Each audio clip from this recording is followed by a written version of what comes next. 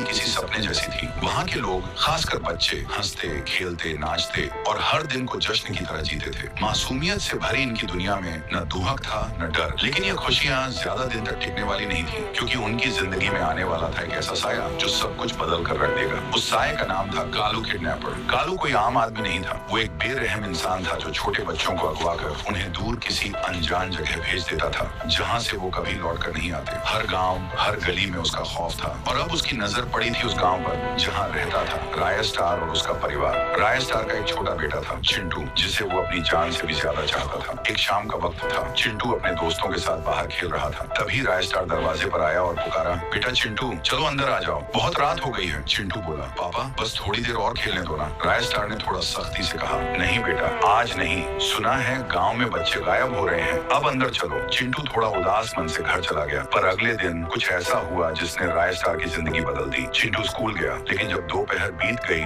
और वो अब तक वापस नहीं आया, राय स्टार बेचैन हो उठा। तभी एक छोटा लड़का जो चिंटू के साथ पढ़ता था दौड़ता हुआ आया, हाँफते हुए बोला, राय स्टार अंकल, दो लोग आए और चिंटू को पकड़कर गाड़ी में डालकर ले गए। ये सुनते ही राय स्टार की आंखों में आग जल उठी। उसने बिना वक्त गंवाए अपनी बाइक उठाई और निकल पड़ा, अपने बेटे को ढूंढने, उस राक्षस से लड़ने जिसे दुनिया कालू किडनैपर के नाम से जानती थी। दूसरी ओर कालू चिंटू को एक अंधेरे गोदाम में ले गया था। डर के साए में बाकी बच्चे सिसक रहे थे, पर चिंटू निडर खड़ा था। कालू ने कहा, मत रो बच्चों, यहाँ कोई नहीं आएगा तुम्हें बचाने। पर चिंटू ने आंखों में आग लिए कहा, तूने गलत बच्चे को पकड़ लिया है, तू नहीं जानता मेरे पापा को। और तभी हवा में एक तेज गड़गड़ाहट होती है। बाइक की तेज आवाज सुनाई देती है। दरवाजा टूटता है और उसमें से निकलता है राय स्टार, उसके हाथ में चमकती तलवार जैसी छड़ी। राय स्टार गरजता है, कालू, मेरे बेटे को हाथ कैसे लगाया तूने? कालू हंसता है, अच्छा तो ये तेरा बेटा है? अगर पहले पता होता तो यही खत्म कर देता। राय स्टार ने कहा, अगर दम है